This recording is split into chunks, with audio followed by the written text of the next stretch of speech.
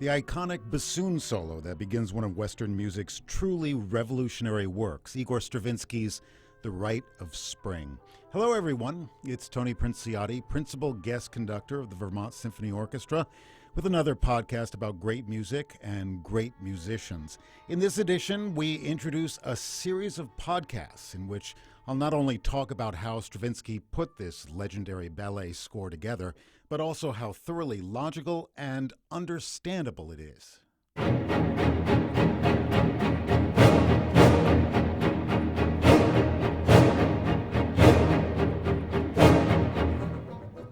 A few years ago, I had a violin student rush in a few minutes late for his weekly lesson, explaining that his class on 20th century music had run long. I asked him what they'd been studying, and he said, "The Rite of Spring."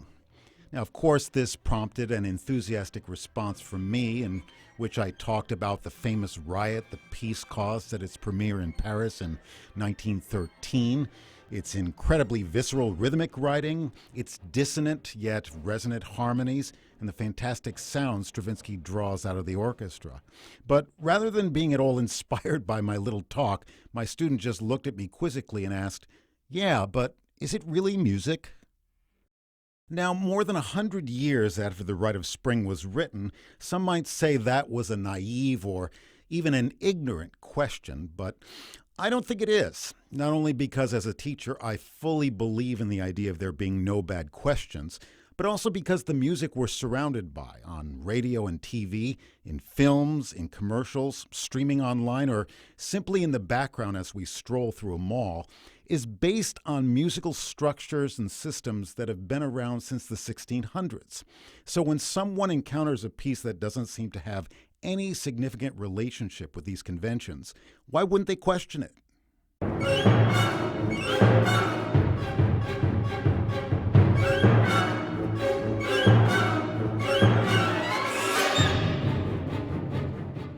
My own early awareness of the Rite of Spring was influenced by something pretty random. One day when I was a youngster, I'd gone upstairs in our house to practice my violin in my father's music studio, and as I unpacked my stuff, I noticed an old score of the piece lying face down on a table. The worn-away back cover revealed most of the ballet's final 2 pages, and what I saw on them looked so complicated it made me very uncomfortable.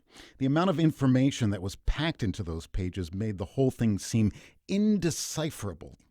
Since I assumed that I'd be a professional musician one day, I found myself wondering if I was actually going to be expected to be able to learn and to play something this complicated. It really seemed impossible to me. And I think I more than half hoped that things like this were so unusual and so esoteric that I could ignore them. Or at least, that's the lens through which I looked at that object any time I saw it.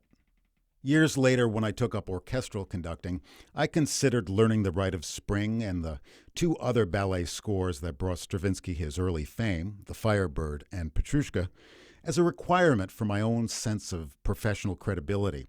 I was still a bit intimidated, but ultimately my ambition conquered my trepidation.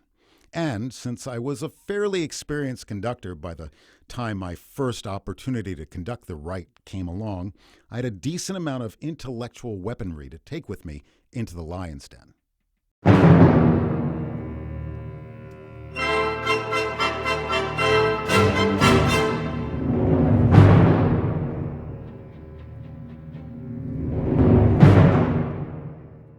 As I began studying the piece, I was reminded of an earlier impression I'd had about learning Stravinsky's music, which is that it's like solving a puzzle. Once you solve it, the music's understandable and not at all elusive. For instance, in spite of all its drama and opulence, The Rite of Spring is a very economical piece. It's not long, just 32 or 33 minutes, laid out in 2 parts that have clearly defined short scenes. And even though it takes an orchestra of 100 or more players to perform, there is no unnecessary duplication in this score. For instance, Stravinsky's unusual call for 5 each of different flavors of flutes, oboes, clarinets, and bassoons is motivated precisely by his desire to write 5-note chords throughout the piece. But the real epiphany came when I realized something very simple about this score. Because it's so much more frequently presented as a concert work, and because its musical language has been subjected to so much study and analysis, it's easy to forget that the Rite of Spring is first and foremost theater music, and therefore it's essentially descriptive. At its core, it's actually not abstract at all. Stravinsky said that he followed no particular musical theory or system when he wrote it, and that he simply allowed the ideas to flow out of him organically as he indulged in his preference for writing music based on stories and images.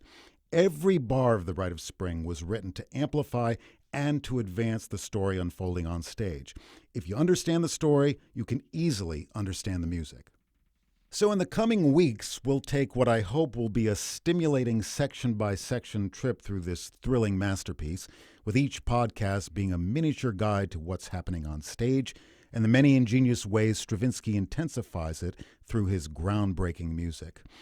And when we've arrived at the end, you'll be a bit of a Rite of Spring expert, and you'll be able to answer my students' question by saying, yes, it is music, and great music at that. I hope you'll join me.